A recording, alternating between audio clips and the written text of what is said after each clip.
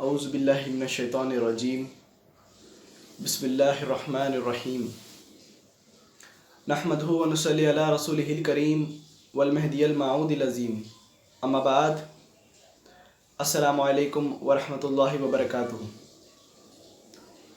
جیسا کہ آپ تمام جانتے ہیں کہ 14 جمادی الاول کے لیے وقت بہت کم ہے اور ان بچے دنوں میں ہمیں سیرت امامنا حضور میرا سید محمد جون پوری مہدی موعود علیہ السلام کے اہم گوشوں پر روشنی ڈالنی ہے۔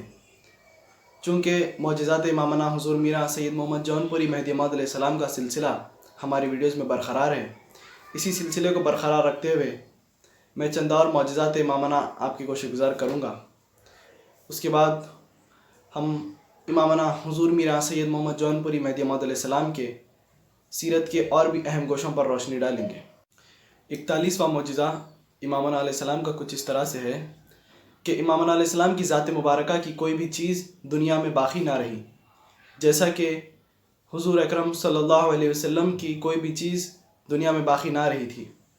چنانچہ بی بی الہدادی نے امامنا علیہ السلام کا دندان مبارک صندوق میں رکھا تھا، لیکن جب آپ دیکھتی ہیں تو وہاں کچھ نہیں ہوتا۔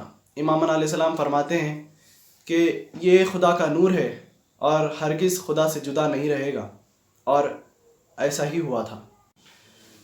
42واں معجزہ کچھ اس طرح سے ہے کہ امامنا علیہ السلام نے جب دکن کا ارادہ فرمایا اور راستے میں ایک ایسا مقام آیا جہاں پر 60 چور تھے، جب ان چوروں کی نظر امامنا کے قافلے پر پڑی تو گستاخی کرنے کا سوچا۔ امامنا علیہ السلام کے قافلے سے ایک صحابی نے فرمایا کہ چوروں نے راستہ روک رکھا ہے، تو امامنا علیہ السلام فرماتے ہیں کہ اللہ کے ساتھ رہو۔ یہاں پر اللہ کے ساتھ رہنے کا مطلب اللہ کے ذکر میں رہو، اور امامنا علیہ السلام گھوڑے سے اتر کر ہاتھ میں تلوار لیے قافلے کے آگے آگے چلنے لگے اور قافلے کو پیچھے کر دیا۔ امامنا علیہ السلام کے ساتھ اس وقت 70 صحابی تھے۔ جیسے ہی امامنا علیہ السلام کی نظر ان چوروں پر پڑی تو تمام چور بھاگ گئے۔ امامنا علیہ السلام کے قافلے سے ایک صحابی پیچھے رہ گئے تھے اور ایک ان چوروں کے درمیان پہنچے تو ان چوروں نے ان صحابی سے کہا کہ اس قافلے کے سردار کے پیچھے کئی سو ہاتھی اور سپاہی تھے، اور اس قافلے کے آگے آگے ایک بزرگ شخصیت چل رہے تھے۔ تو جب ان صحابی نے امامنا علیہ السلام کو یہ بات سنائی تو تمام ماجرا سننے کے بعد امامنا علیہ السلام فرماتے ہیں کہ خدا کے ساتھ رہو، اس میں بندے کی کوئی بزرگی نہیں ہے۔ 43واں معجزہ امامنا علیہ السلام کا کچھ اس طرح سے ہے کہ امامنا علیہ السلام کے سر مبارک کے اوپر ہمیشہ ابر کا ایک ٹکڑا سایہ کرتا تھا۔ 44واں معجزہ کچھ اس طرح سے ہے کہ ایک فرشتہ ہمیشہ یہ ندا کرتا تھا کہ یہ مہدی موعود ہے، یہ خلیفۃ اللہ ہے۔ امامنا حضور میرا سید محمد جون پوری مہدی موعود علیہ السلام کا 45واں معجزہ کچھ اس طرح سے ہے کہ امامنا علیہ السلام ہر ایک ذرے کو ذروں سے اٹھا کر اپنے دست مبارک میں رکھتے تو وہ ذرہ تسبیح کرنے لگتا تھا۔ 46واں معجزہ کچھ اس طرح سے ہے کہ امامنا علیہ السلام کے ہمراہ ایک کتا تھا جس کو ایک بار سانپ نے کاٹ لیا تھا۔ وہ کتا امامنا علیہ السلام کے حضور میں زبان کھینچائے ہوئے آتا ہے، جس کو دیکھ کر امامنا علیہ السلام فرماتے ہیں کہ اس کو کیا ہوا ہے۔ صحابی عرض کرتے ہیں کہ میران جی، اس کتے کو سانپ نے کاٹا ہے۔ تو امامنا علیہ السلام اسی وقت اپنے دہن مبارک کا لعاب اس کتے کی زبان پر ڈالتے ہیں، جس کی وجہ سے اسی وقت اس کتے کے اندر تمام سانپ کا زہر دفع ہو جاتا ہے۔ ایک بار جب اسی کتے کو سانپ کاٹتا ہے تو امامنا علیہ السلام کو خبر ملتی ہے کہ وہ کتا بہت بری حالت میں پڑا ہوا ہے۔ تو مہربانی کے ساتھ امامنا علیہ السلام اس کتے کے پاس تشریف لے جاتے ہیں اور اپنا پسکردہ مبارک اس کتے کے منہ میں ڈالتے ہیں۔ جیسے ہی امامنا علیہ السلام کا پسکردہ مبارک اس کتے کے حلق میں اترتا ہے تو اسی وقت وہ کتا اٹھ کر کھڑا ہو جاتا ہے۔ 47واں معجزہ کچھ اس طرح سے ہے کہ امامنا علیہ السلام کے حضور میں ایک بار ایک کافرہ عورت آئی اور اس نے امامنا علیہ السلام کا پسکردہ طلب کیا۔ وہ عورت زچگی کے درد سے گزر رہی تھی اور عاجز نہیں ہو سک رہی تھی، تو امامنا علیہ السلام نے اس عورت کو اپنا پسکردہ دیا۔